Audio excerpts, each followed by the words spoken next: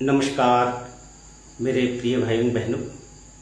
जैसे कि इससे पहले स्वाध्याय के एपिसोड में हमने ये बताने की कोशिश बाबा के विषयों को सामने रखा कि ईश्वर के क्या लक्षण हैं, जिसमें ये बताया गया था कि क्लेश, कर्म, विपाक, आशय, इससे जो अभुक्त रहते हैं वही ईश्वर है, और भगवान वो है जिनमें अष्ट ऐश्वर्य रहते हैं।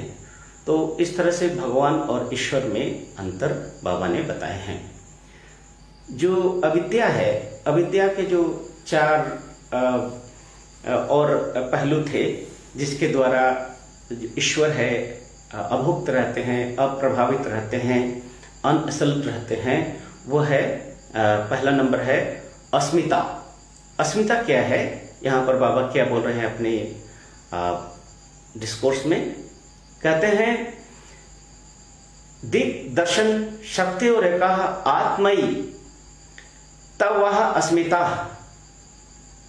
अविद्या का दूसरा भेद अस्मिता है। अस्मिता के नाम से जाना जाता है। जब कर्मेंद्रिया और ज्ञानेंद्रिया कार्य करती है तो मन देखता है, अर्थात कर्मेंद्रिय और ज्ञानेंद्रिया दोनों को मन ही विटनेस कर रहा है, मन ही देख रहे हैं। यदि मन नहीं होता तो ज्ञानेंद्रिया और कर्मेंद्रियों के कार्य अनदेखे ही रह जाते। इसी प्रकार मन जो भी करता है उसे भी देखना दृष्टा तत्व की उपस्थिति के कारण है। इसका मतलब मन भी जो देख रहा है उसका भी एक साक्षी सत्ता है, दृष्टा है, और उस दृष्टा के कारण ही ये देखना संभव है। यदि आत्मा या दृष्टा तत्व नहीं होता तो संपूर्ण मानसिक अनुभव अज्ञात ही रह जाता। इसका अर्थ मन ही यहां पर सब कुछ नहीं है। मन के ऊपर जो तत्व है वो आत्म तत्व है, साक्षी तत्व है, दृष्टा तत्व है। किंतु उसी मूलभूत अविद्या के कारण लोग सोचते हैं कि मानसिक क्रियाएं और उनका दृष्टा तत्व दोनों एक ही है। देखिए, मतलब वो जो अविद्या माया है, अविद्या के कारण ही लोग समझ बैठते हैं कि मेरा मन और आत्मा दोनों एक ही तत्व है, अर्थात मन और दृष्टा तत्व एक ही है। किंतु यहाँ एक ये अविद्या के कारण होता है। इस प्रकार का अज्ञान को ही अस्मिता नाम से जाना जाता है। अर्थात अस्मिता ही मनुष्य के जो ये आजकल डिस्क्रिमिनेशन की जो पावर है कम कर देता है। वो समझ नहीं पाता है कि वो क्या देख रहा है, क्या सोच रहा है, क्या कर रहा है। आंखों का कार्य है देखना, किंतु आंखें अपना कर्तव्य करने में सक्षम तभी हो सकती है जब उनसे मन जुड़ा हो। शक्ति जिसके द्वारा आंखें देखती है वह दर्शन नाम से जानी जाती है। इसी शक्ति और मन के द्वारा देखने की क्रिया संपन्न होती है। इसलिए मन का अस्तित्व आवश्यक है। इस संदर्भ में मन को ही दृक् शक्ति कहा जाता है। याद रखिएगा, यहां पर मन को ही दृक् शक्ति कहा जाता है। हाथों द्वारा किए गए कार्य शिल्प कहे जाते हैं, किंतु आजकल प्रसिद्ध गायक भी कंठ शिल्प कहे जाते हैं। कोई शिल्प कंठ के द्वारा संभव नहीं हो सकता।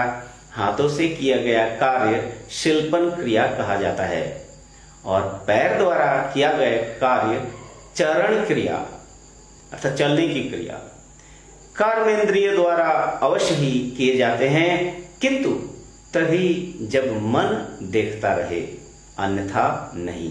अर्थात कर्म का भी निष्पत्ति जो है वो मन के द्वारा ही होता है, सिर्फ इंद्रिया नहीं कर सकता। इंद्रियों के कार्यों को मन ही शक्ति देता है, इसलिए वो दृक् है। इसलिए यदि इंद्रियों को कहे कर्म शक्ति तो मन को कहे कृत शक्ति। कि कर्म शक्ति और कृत शक्ति। कर्म शक्ति, अकृत मतलब जो करते हैं, अर्थात मन ही कर्म को करते हैं। कृत शक्ति के अभाव में लोग कृत और कर्म को एक और समान समझ बैठते हैं। देखिए, कृत और कर्म दो अलग अलग चीजें हैं। बाबा यहाँ स्पष्ट रूप में बताते हैं कि कृत और कर्म को एक समान बैठते हैं। इंद्रियगत जो कर्म है, इंद्रिय के द्वारा जो संपन्न हो रहा है वो कर्म है, किंतु कृत के द्वारा, कर्ता पुरुष के द्वारा संभव, इनके एब्सेंट में संभव नहीं होता है। कर्म को एक और समान बैठते। इसी प्रकार वे दृक् और दर्शन में भी घपला कर बैठते हैं। जो ऐसा कहते हैं वे अबोध है, अविद्या जो इस प्रकार का अज्ञान पैदा करती है उसे अस्मिता कहते हैं।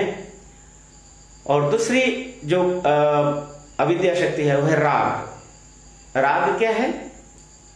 बुरी पुस्तकें या बुरी संगति, गलत किताब या गलत संगति जैसे बाहरी प्रभाव के कारण जब मनुष्य किसी विषय के प्रति अपने में दुर्बलता का अनुभव करने लगता है अथवा उसकी ओर चलने लगता है, उसके पीछे कोई तर्क सम्मत दृष्टिकोण नहीं रहता है, तो अविद्या जनित इस मानसिक अवस्था को राग नाम से जाना जाता है। राग का मतलब है एक ऐसे वस्तु या सत्ता के प्रति आकर्षण जो मनुष्य के मन को पतन का कारण होता है। जैसे बाबा ने बता दिया कि जो किताबें हैं मार्केट में आजकल, रेलवे स्टेशन ऐसे ऐसे किताबें मिलते हैं जो देखने में आदमी को शर्म आती है, लेकिन वो किताबें लेके लोग पढ़ते हैं, घर में छोड़ देते हैं, तो उनके बच्चे भी पढ़ते हैं, जिसका नतीजा क्या हुआ, धीरे धीरे धीरे आदमी उसके प्रति आसक्त हो जाते हैं, माने रागान्वित हो जाते हैं, उनकी तरफ झुकने लगते हैं और वो व्यक्ति उसी तरफ चलने लगते हैं, जिसका कारण है वो सत्य से दूर हो जाता है और अविद्या माया में घिर जाते हैं। फिर चलिए अगले एपिसोड में इसी विषय को आगे बढ़ाएंगे। धन्यवाद, नमस्कार। अस्मिता से निकलिए, अस्मिता से निकल के परम सत्ता, परम तत्व, परम ब्रह्म को जानने का, ईश्वर तत्व को जानने का कोशिश करें। धन्यवाद, नमस्कार।